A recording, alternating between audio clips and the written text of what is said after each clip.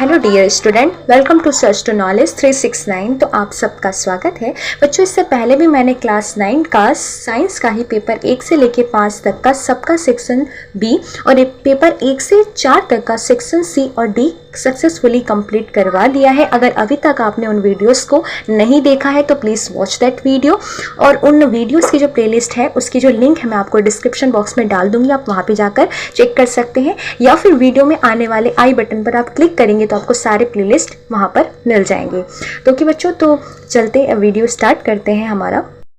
तो बच्चों, यहाँ पर हमारा पहला सवाल है सेक्शन सी का 38वां सवाल, जिसमें हमें A B C D E का हमें नाम बताना है कि ये कौन सी अवस्था है, ये बताना है। तो सबसे पहले मैं आपको बता दूँ, यहाँ पर जो हमारा ए वाला पॉइंट है ये कौन सी अवस्था बताता है। तो ये ए वाला पॉइंट है, ये गलन को बताता है, गलन की अवस्था को बताता है। जो बी वाला पॉइंट है हमारा, ये वाष्पन को बताता है। जो हमारा बी के नीचे ही सी वाला पॉइंट है, सी वाला संघनन को बताता है। और जो हमारा डी वाला पॉइंट है, ये अवस्था है हिमकरण की। उसके बाद ऊपर ही बी के बाजू में ई वाली अवस्था है, जिसे जो कौन सी अवस्था बताती है, ऊर्ध्वपातन की। और जो एफ वाला पॉइंट है द्रव्य के नीचे वाला, ये हमारा निक्षेपण का अवस्था बता रही है। ओके, तो यहाँ पर सभी मैंने नाम आपको यहाँ पर आकृति में दिखा दिया है, लिख दिया है। तो आप चाहें तो इसका स्क्रीनशॉट लेकर आंसर लिख सकते हैं। अब हमारा जो नेक्स्ट क्वेश्चन है 39 वाला, जिसमें हमें क्या कहा हुआ है कि निम्न को रासायनिक और भौतिक परिवर्तन में वर्गीकृत करना है। देखो, सबसे पहले रासायनिक परिवर्तन की मैं बात करूँ तो सट का सूर्य प्रकाश में सूखना, दूसरा दूध की क्रीम में से बटर बनाना, ये दोनों ही प्रक्रिया कौन सी है, तो रासायनिक प्रक्रिया है। ओके बच्चों, अब जो हमारा नेक्स्ट है भौतिक परिवर्तन, उसकी बात कर ले तो इसमें आ जाएगा फानस में केरोसिन का दहन, तीसरा वाला आ जाएगा काली चाय में नींबू के बूंद डालने पर रंग बदलना, और दूध में से दही बनना। तो ये तीनों ही प्रक्रिया हमारी कैसी प्रक्रिया है, तो ये तीनों ही प्रक्रिया हमारी रासायनिक प्रक्रिया है। ओके बच्चों, तो यहाँ पर आप देख पा रहे हैं रेड वाला रासायनिक और ग्रीन वाला जो है हमारा भौतिक परिवर्तन को बता रहा है। नेक्स्ट हमारा जो क्वेश्चन है 40 वाला, कि इसमें बोला हुआ है कि एक तत्व आवाज उत्पन्न करता है, उसे खींच भी सकते हैं, और इस तत्व को तुम किस प्रकार में वर्गीकृत करोगे और इसके दूसरे गुणधर्म बताइए। तो सबसे पहले आवाज उत्पन्न करना, खींचा जा सकना, ये दोनों ही जो गुण हैं वो धातु में मिलते हैं, तो ये तत्व धातु में आएगा। अब दूसरा अगर मैं बात करूं धातु के गुणधर्म की, तो पहला इसका गुणधर्म है धातुएं चमकदार होती है। दूसरा इसका जो गुणधर्म है वो है कि धातुएं उष्मा और विद्युत की अच्छी चालक होती हैं। तीसरा ये गुणधर्म है कि धातुएं आघातवर्धनीय होती हैं, यानी इन्हें पीटकर पतली चादर बनाई जा सकती है। चौथा जो है धातुओं का गलनांक और घनत्व समानतः अधिक होता है। पांचवा जो गुणधर्म है वो है धातुएं ध्वन्यात्मक होती हैं, यानी चोट करने पर आवाज करती है। ओके बच्चों, अब हमारा जो बढ़ते हैं हमारे नेक्स्ट क्वेश्चन की तरफ। अब हमारा जो नेक्स्ट सवाल है वो है 41वां सवाल, जिसमें हमें तत्व और उसकी संज्ञा को जोड़ना है। तो सबसे पहले सिल्वर को देखिए, तो सिल्वर आ जाएगा Ag, सोना में हो जाए, सोना है Au, सीसा जो है लेड यानी Pb, PD, और उसके बाद है पोटेशियम, पोटेशियम का आ जाएगा K और A वाला पॉइंट, और बेरिलियम जो लास्ट वाला पॉइंट हमारा C बच गया है, बेरिलियम का BA हो जाएगा। ओके बच्चों, तो बहुत ही इजी सवाल था, ये 3 मार्क्स का सवाल है, इसे छोड़ना नहीं है।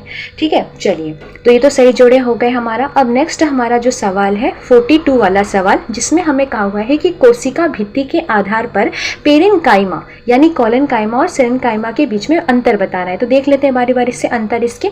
तो सबसे पहले मैं बात कर लूँ किसकी, तो हम बात कर लेते हैं पेरेन्काइमा की। तो देखो ये क्या, इसकी कोशिका भित्ति पतली सेल्यूलोज की बनी होती है और कोशिकाओं के बीच में अंतर कोशिकीय स्थान पाए जाते हैं। दूसरे अगर मैं बात करूं किसकी, तो मैं बात कर लेती हूँ कोलेकाइमा की। तो इसकी कोशिका भित्ति का स्वरूप कैसा होता है, इसकी कोशिका भित्ति कोनों पर असमान रूप से मोटी होती है, और ये मोटाई सेल्यूलोज और पेक्टिन के कारण होती है।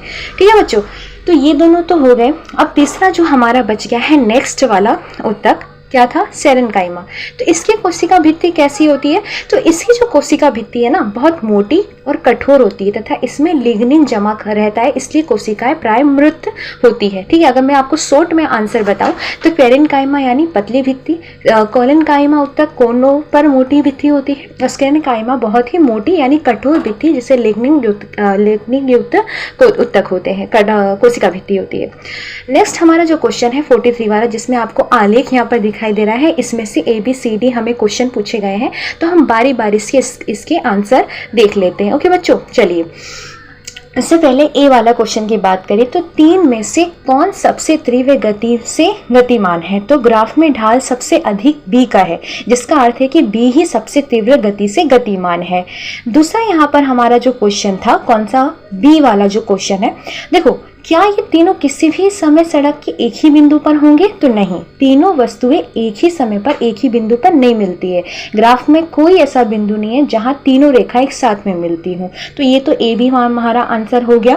ओके, सी वाला क्या था क्वेश्चन कि जिस समय बी ए से गुजरती है उस समय तक सी कितनी दूरी तय कर लेती है?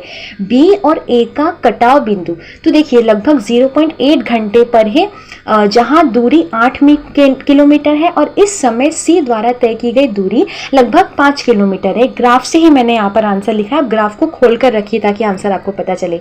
डी वाला जो क्वेश्चन था कि जिस समय बीसी से गुजरती है उस समय तक यह कितनी दूरी तय कर लेती है? तो बी और सी का कटाव बिंदु लगभग 1.2 घंटे पर है, तो जहां दूरी 10 किलोमीटर है तो इस समय बी द्वारा तय की गई दूरी 10 किलोमीटर है। ओके, चलिए नेक्स्ट हमारा जो क्वेश्चन है 44 वाला कि जिसमें संतुलित और असंतुलित बल उदाहरण के साथ में समझाना है। देखो संतुलित बल वो होता है ना जब बल बराबर लगे पर विपरीत दिशा में लगता हो, इसमें जो कुल प्रभाव है ना वो शून्य हो जाएगा, इससे वस्तु की स्थिति या गति में कोई परिवर्तन नहीं होता है क्योंकि संतुलित बल है ना।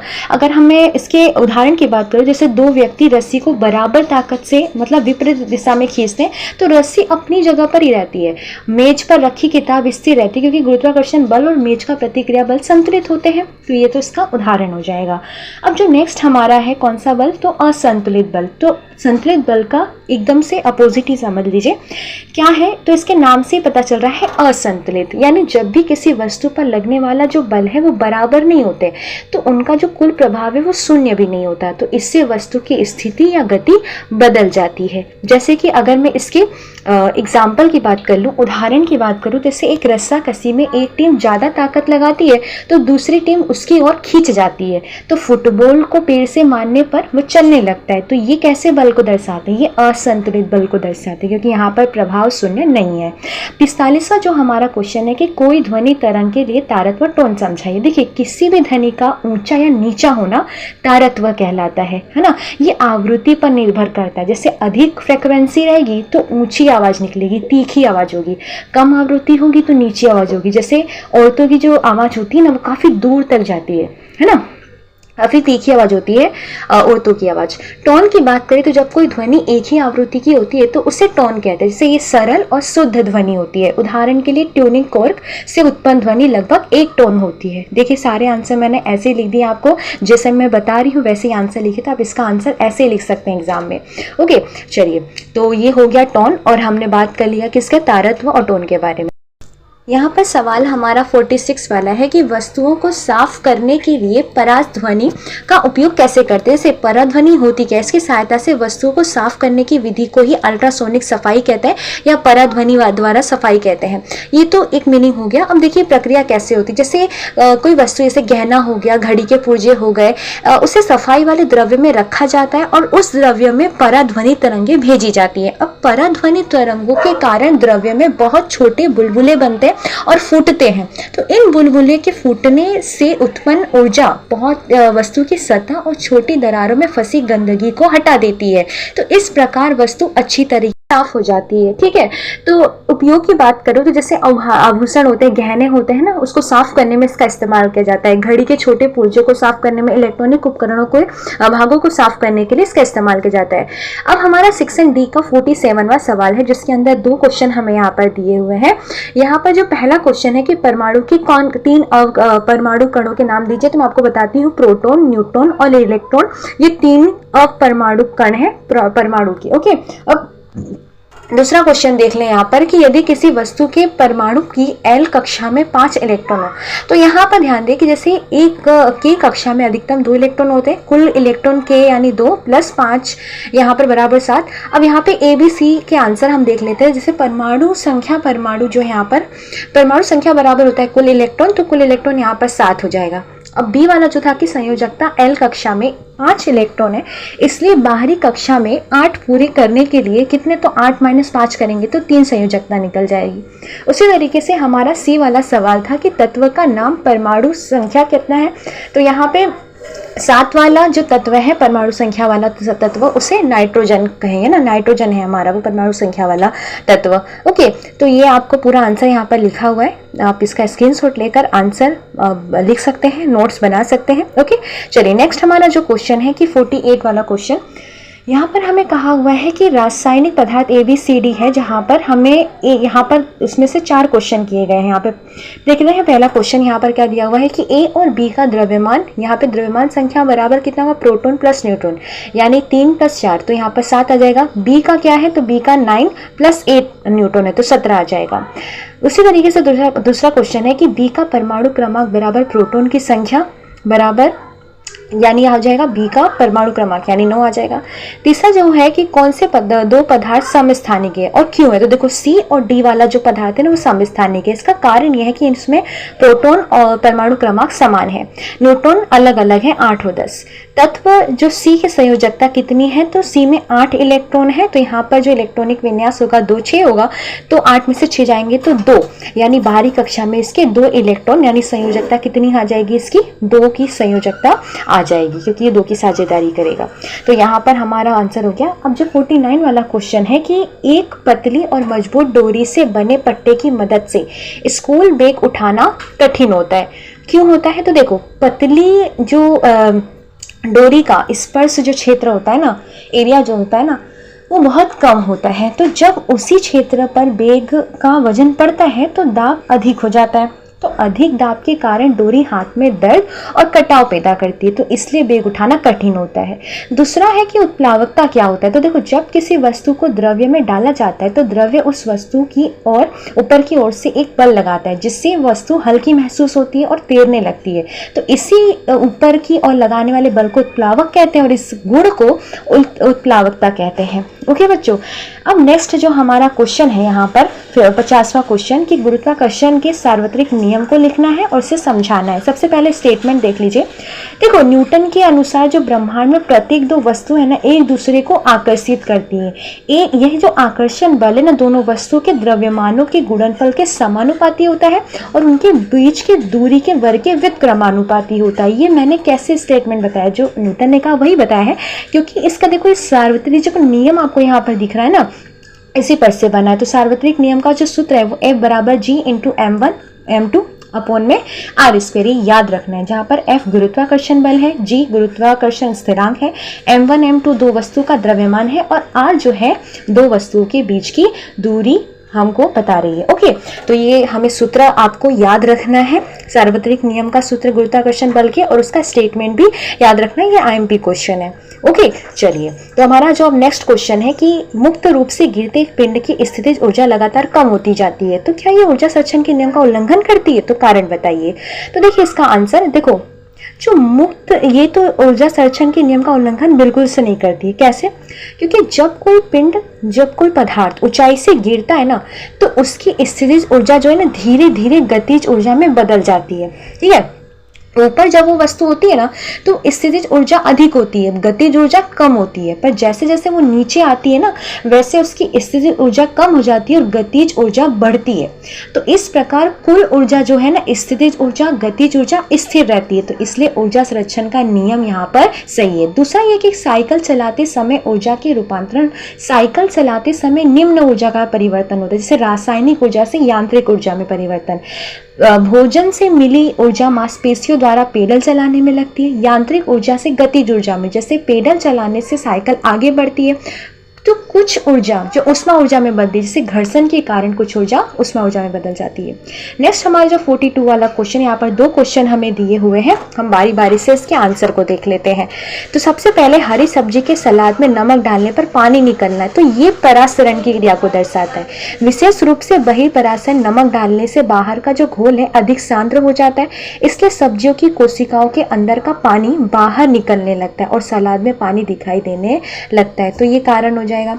दूसरा जो हमारा क्वेश्चन है यहाँ पर दूसरा हमारा जो नेक्स्ट क्वेश्चन है वो क्या है, यहाँ पर हम देख लेते हैं बी वाला क्वेश्चन। ये जब किसी जंतु कोशिका को अति परासरण दाबी सांद्र विलयन में रखा जाता है तो कोशिका के अंदर का पानी बाहर निकलने लगता है, तो इसके कारण कोशिका सिकुड़ जाती है और इस प्रक्रिया को क्रेनेशन कहते हैं। तो ये प्रक्रिया कौन सी होती है, क्रेनेशन होती है।